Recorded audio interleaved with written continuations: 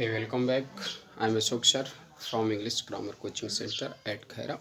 My dear sir, my dear student, मैं आज English grammar में एक नया फैक्ट लेकर के आया हूँ और वो फैक्ट है, आज मैं परफेक्ट पार्टिसिपल का प्रयोग करके आज मैं बात करूँगा। यह आपके सिंपल सेंटेंस बनाने में बहुत मदद करता है। दूसरी बात, आपके स्पोकन को सुधारता है।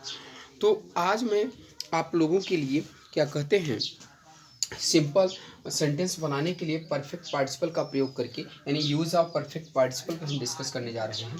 तो सबसे पहले ध्यान देना होगा कि हैविंग प्लस V3 यानी अब ध्यान रखिएगा, परफेक्ट पार्टिसिपल पहले कॉपी कलम लेकर के अगर बैठे हो तो आप लोग लिख लीजिए कि परफेक्ट पार्टिसिपल का प्रयोग हम तब करते हैं जब एक कार्य के पूर्ण रूप से समाप्त होने के बाद दूसरा कार्य, थोड़ी देर बाद दूसरा कार्य आरंभ हो जाए। और ऐसे वाक्यों में, हिंदी वाक्यों में हमेशा ध्यान रखिए, करके, के बाद या के पश्चात जैसे शब्द लगा हो तो उस वाक्य को हम परफेक्ट पार्टिसिपल में बदल कर उसे वाक्य के आरंभ में लिखते हैं। फिर उनसे संबंधित शब्द को रखने के बाद शेष वाक्य को अकॉर्डिंग टू टेंस के अनुसार कंप्लीट करते हैं। राइट। अब मैं बात करता हूँ यहाँ पर कि परफेक्ट पार्टिसिपल का प्रयोग करते कैसे हैं, यानी कि how to use perfect participle. तो ध्यान रखिए कि अगर परफेक्ट पार्टिसिपल का सेंटेंस एक्टिव वॉइस में होगा तो हैविंग प्लस V3 का प्रयोग करेंगे। कब? जब एक्टिव वॉइस में होगा सेंटेंस तब। दूसरी बात ध्यान रखना है कि अगर परफेक्ट पार्टिसिपल का सेंटेंस पैसिव वॉइस में होगा तो हैविंग बीन प्लस V3 का प्रयोग करेंगे। अब ध्यान रखिए, मैं यहाँ कॉन्सेप्ट दे दिया हूँ, having plus V3 plus other word, अब subject plus verb according to tense के अनुसार प्लस अदर वर्ड। ये मैं कॉन्सेप्ट दिया हूँ ताकि आप लोग ना अच्छी तरह से इसे नोट कर लें, उतार लें, सीख जाएं, ताकि आप लोगों के लिए भविष्य में कोई दिक्कत न हो। मैं अशोक सर आप सबके लिए मेहनत करता हूँ, आप सबके लिए मैं वीडियो लाता हूँ ताकि आप लोग इस क्षेत्र में अंग्रेजी में आप तहलका मचा सकें, आप इतिहास रख सकें, आपको कोई दिक्कत न हो अच्छी तरह से, so that you note down this concept and fact on your notebook। आप अपने नोटबुक पर इसको अच्छी तरह से कॉपी कर लीजिए। माय डियर स्टूडेंट, अगर आप if you want to speak English, if you want to write English, अगर आप अंग्रेजी बोलना और लिखना चाहते हैं ना, तो आप अशोक सर के चैनल के साथ जुड़े रहिए। मैं बेहद आप लोगों के लिए बिल्कुल आसान ट्रिक्स में अंग्रेजी लेकर के आऊँगा, ताकि मैं सिखाऊंगा, हर दिन एक एक नए शब्द लेकर के आता हूँ ताकि आप अच्छी तरह से बोल सकें, सीख सकें, आपको अंग्रेजी में कोई दिक्कत ना हो सके। तो आप इस कॉन्सेप्ट को नोट करिए, फिर मैं आगे चलता हूँ और मैं बात करता हूँ, एक एक कॉन्सेप्ट एंड ट्रिक्स की मैं बात करूँगा ताकि आप लोगों को ना अच्छी तरह से आप लोगों की अंग्रेजी सुधर सके। तो ध्यान रखिए कि आई होप दैट आप इसको उतार लिए होंगे, आप इसको नोट कर लिए होंगे। अब मैं आगे चलता हूँ। देखिए, मैं बात किया कहाँ किया जानते हैं, मैंने बात किया कि परफेक्ट पार्टिसिपल का प्रयोग तब करते हैं जब एक ही कर्ता के द्वारा दो कार्य किए जाएं और दोनों कार्य यानी एक कार्य के पूर्ण रूप से समाप्त होने के जस्ट दूसरा कार्य आरंभ हो जाए। तो जो कार्य पहले समाप्त होता है उसी को हम परफेक्ट पार्टिसिपल में बदलते हैं और शेष वाक्य को अकॉर्डिंग टू टेंस के अनुसार राइट कर देते हैं। राइट। तो अब ध्यान रखिए, पहले मैं हिंदी की बात करता हूं, फिर इसके बाद मैं इंग्लिश की बात करूंगा। पहले मैं हिंदी की बात करूंगा, फिर उसके बाद इंग्लिश की बात करूंगा। तो शांति बनाए रखें और आप लोग पहला कॉन्सेप्ट देखिए, पहले एग्जांपल देखिए। मैंने लिखा कि नहाने के बाद मैं पूजा करता हूं। ध्यान रखिए, हमने लिखा नहाने के बाद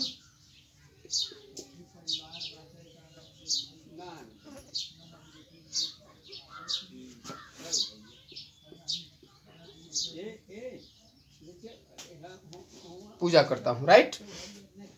दूसरा सेंटेंस में लिख दिया हूं यहाँ पर कि यह किताब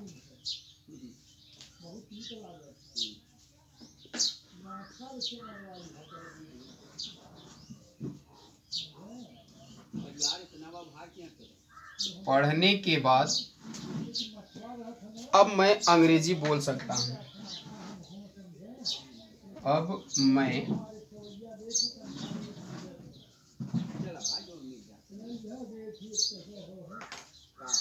बोल सकता हूँ। राइट, मैं सेंटेंस लिखा हूँ कि यह किताब पढ़ने के बाद अब मैं अंग्रेजी बोल सकता हूँ। तो देखो माय डियर स्टूडेंट, यहाँ के बाद आ गया है ना। तो एक क्या है, सबसे पहले नहाना जो है कंप्लीट कर रहा है, फिनिश्ड, कंप्लीटली फिनिश्ड कर रहा है। और दूसरा क्या है, ध्यान रखिए कि यह किताब पढ़ने के बाद ना, तो सबसे पहले हमें देखना है कि यह सेंटेंस एक्टिव वॉइस में है कि पैसिव वॉइस में है। तो देखिए, नहाने के बाद मैं पूजा करता हूँ, तो यानी कि नहाना भी मैं ही कार्य कर रहा हूँ और पूजा का कार्य मैं ही कर रहा हूँ, तो दोनों एक्शन मेरे ही द्वारा हो रहा है। तो यानी कहने का तात्पर्य है कि यह सेंटेंस एक्टिव वॉइस में है। तो सबसे पहले हैविंग लिखेंगे। क्या लिखेंगे, having taken, having taken bath, BATHE, having taken bath, E बात कर दीजिए, हैविंग टेकन ए बाथ, पूरा ऐसे लिखेंगे आप लोग, having taken a bath. Right, comma लगा देंगे। इसके बाद नोटिस करेंगे यहाँ पर कि मैं पूजा करता हूँ, तो आई वर्शिप, आई वर्शिप। राइट, आई वर्शिप, सेंटेंस बन गया आपका। देखो हमने क्या लिखा, having taken a bath I worship. अब आप पूछेंगे सर क्या वर्शिप बात को हम वर्ब नहीं बना सकते? डेफिनेटली बना सकते हैं। आप ऐसा भी कर सकते हैं, having bathed I worship, having bathed I worship. I hope that आप अच्छी तरह से समझ रहे होंगे, आपको समझ में आ रहा होगा। आप निश्चित रूप से कमेंट बॉक्स पे कमेंट करेंगे। इसी को आप ऐसा भी कर सकते हैं, जेरेंट से बनाना चाहेंगे तो आप ऐसे कह सकते हैं कि आई worship after taking a bath, I worship after taking a bath. हमने कहा कि आप इसको ऐसे भी बना सकते हैं, आई worship after taking, after taking, after taking a bath, after taking a bath. Right, आप इस तरह से लिख सकते हैं। राइट, तो आप इस तरह से इसे कहते हैं जेरेंट फॉर्म, और इसे क्या कहते हैं, परफेक्ट पार्टिसिपल। तो हमने कहा कि परफेक्ट पार्टिसिपल का प्रयोग हमेशा सेंटेंस के आरंभ में करते हैं, चाहे इंग्लिश हो और चाहे हिंदी हो। माय डियर स्टूडेंट, पहले हमेशा ध्यान रखिए। अब देखिए, यह किताब पढ़ने के बाद अब मैं अंग्रेजी बोल सकता हूं, तो ध्यान रखिए, हैविंग, हैविंग रीड, रीड का थर्ड फॉर्म रीड ही होता है, this book, having read this book. Right, इसके बाद अब हम क्या कर देंगे, यहां पर कामा का नाउ, अब मैं अंग्रेजी बोल सकता हूं। ध्यान रखिए कि I can speak English, I can speak English. Right, तो आपको आई होप दैट आप अच्छी तरह समझ रहे होंगे, कि आप अच्छी तरह से आपको समझ में आ रहा होगा कि इसके बाद इसी को हम ऐसे भी कर सकते हैं, जेरेंट से भी बना सकते हैं। क्या कर सकते हैं, जेरेंट से जब बनाएंगे तो क्या करेंगे, now I can speak English, now I can speak English after reading this book, after reading this book. इसे कहते हैं जेरेंट फॉर्म। क्या कहा जाता है, जेरेंट, यानी जेरेंट के पहले प्रीपोजिशन का प्रयोग करके। तो आफ्टर यहां पर प्रीपोजिशन का काम कर रहा है। राइट, तो ध्यान रखिए, इफ यू एनी प्रीपोजिशन, अगर कोई भी प्रीपोजिशन है तो उसके बाद कभी भी जो भी वर्ब आता है ना, वो हमेशा जेरेंट फॉर्म होता है। कभी भी उसके साथ V1 V2 V3 V5 का प्रयोग नहीं किया जाता है, हमेशा V4 का प्रयोग किया जाता है। राइट, अब मैं अच्छी तरह से आप लोग उतार लेंगे, आप लोगों को समझ में आ रहा होगा। मैं एक नहीं दो चार एग्जाम्पल की मैं बात करूंगा, एक एक एग्जाम्पल की मैं बात करूंगा, ताकि आप लोगों को ना अच्छी तरह से समझ में आ सके, आप लोग उसे अच्छी तरह से उतार लें। अब देखिए, आगे मैं चलता हूं, ध्यान समझिए। अगला देखते हैं एग्जाम्पल क्या होता है। अगली एग्जाम्पल यह हो रहा है कि हमेशा थर्ड एग्जाम्पल, अब थर्ड एग्जाम्पल में हम देखते हैं बात क्या करते हैं।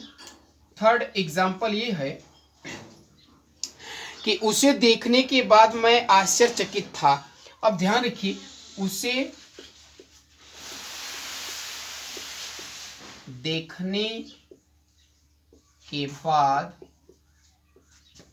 मैं आश्चर्यचकित था, राइट। अब देखिए उसे देखने के बाद मैं आश्चर्यचकित था, तो having seen her, having seen, see का थर्ड फॉर्म सीन हो गया, हैविंग सीन हर कामा मैं आश्चर्यचकित था, तो आई वॉज सरप्राइज्ड, क्या करेंगे, I was surprised, I was surprised, right.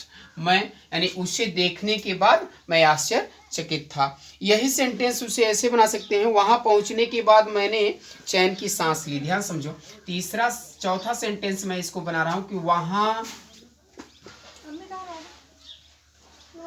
पहुंचने के बाद,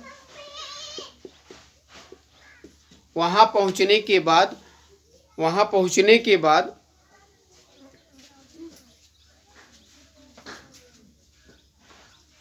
मैंने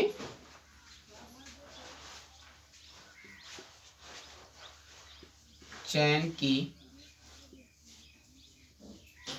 सांस ली।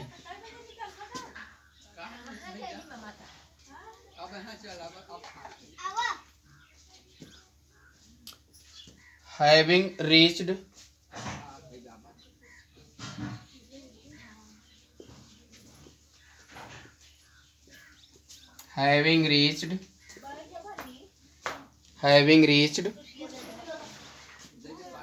there,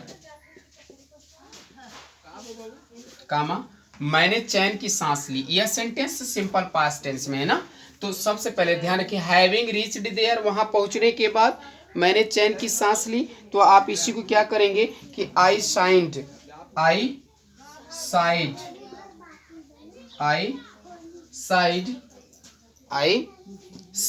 ऑफ रिलाइफ, यानी रिलीफ जिसको कहते हैं, राइट। हमने कहा having reached there I sighed of relief. Relief माने होता है, साइड ऑफ रिलीफ मीन्स होता है चैन की सांस लेना, राइट। तो यानी कि आराम की सांस की जिसको कहते हैं रिलीफ साइड। अब पांचवा हम देख लेते हैं एक सेंटेंस। पांचवा एक सेंटेंस मैं आप लोगों को बता रहा हूं कि यहीं पर खाना खाने के बाद मैं पानी नहीं पीता हूं। ध्यान समझिए, खाना खाने के बाद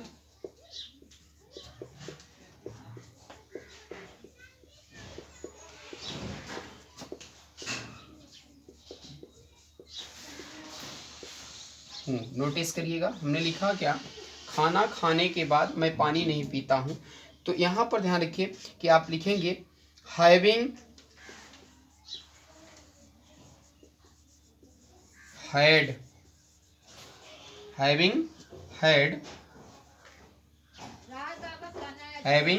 had the food।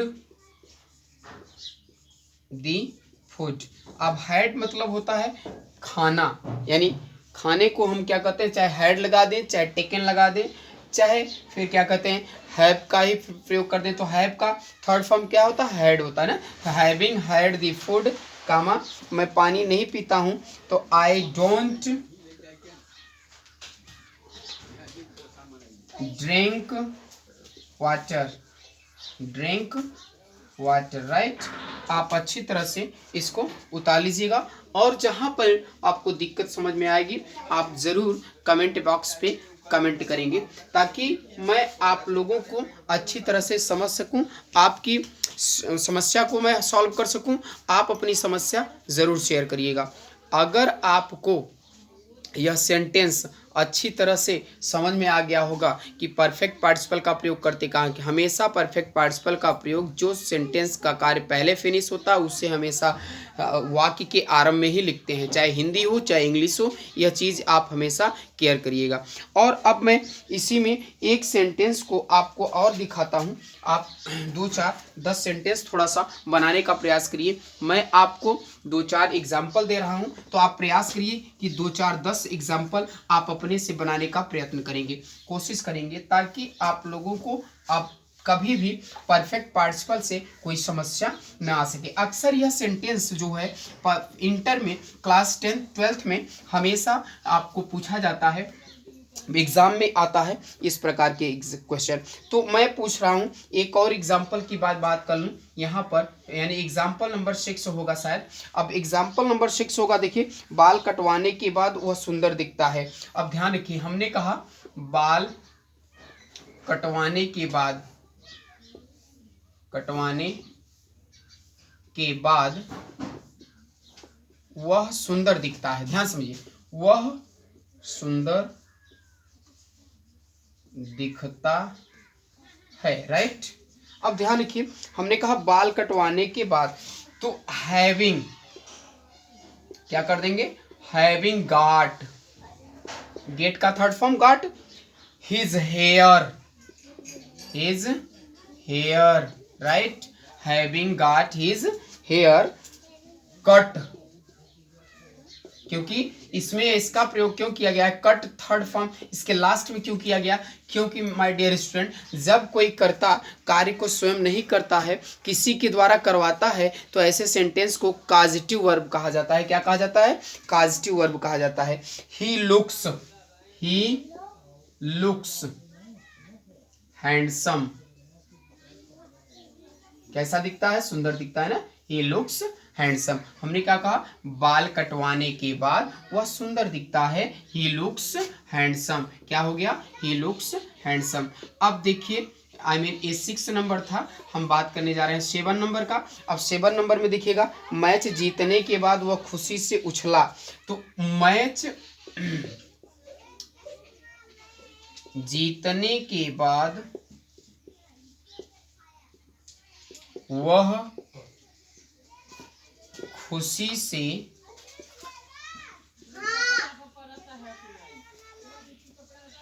उछला, राइट। अब ध्यान रखिए, इसी को क्या करेंगे कि मैच जीतने के बाद हैविंग वोन, विन का थर्ड फॉर्म वोन हो गया, having won the match, right, कामा, वह खुशी से उछला, he jumped for joy, he jumped for joy, JOY, right. तो वह खुशी से उछला, यानी कि मैच जीतने के बाद वह खुशी से उछला।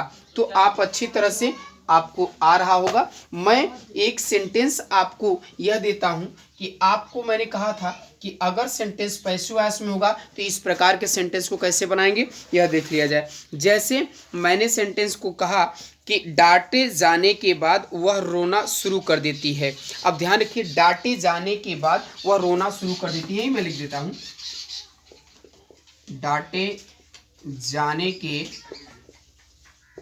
बाद वह रोना शुरू कर देती है, वह रोना शुरू कर देती है। नोटिस करिएगा।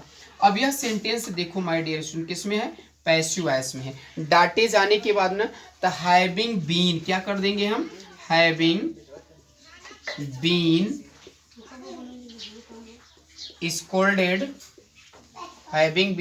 Scolded, she starts crying, she starts crying, वह रोना शुरू कर देती है। स्टार्ट के बाद हमेशा जेरेंट फॉर्म का प्रयोग किया जाता है, राइट। तो अब आपको आई होप दैट अच्छी तरह से यह पूरी एग्जाम्पल आपको समझ में आ गया होगा कि परफेक्ट पार्टिसिपल का प्रयोग कैसे करते हैं। परफेक्ट पार्टिसिपल का हमेशा प्रयोग आप ध्यान रखिए कि वाक्य के आरंभ में ही किया जाएगा। अगर वह पैसिव वॉइस है तो हैविंग बीन का प्रयोग करेंगे, अगर वह एक्टिव वॉइस है तो हैविंग प्लस V3 का प्रयोग करके आप सेंटेंस को आसानी से बना सकते हैं। हम आपको 2 4 एग्जाम्पल दिए हैं कॉन्सेप्ट के साथ, ताकि आप अच्छी तरह से इसको बना सकें और आप सीख सकें। अगर आपको कोई समस्या होगी तो ज़रूर आप कमेंट बॉक्स पे शेयर करिएगा। Thank you, best of luck.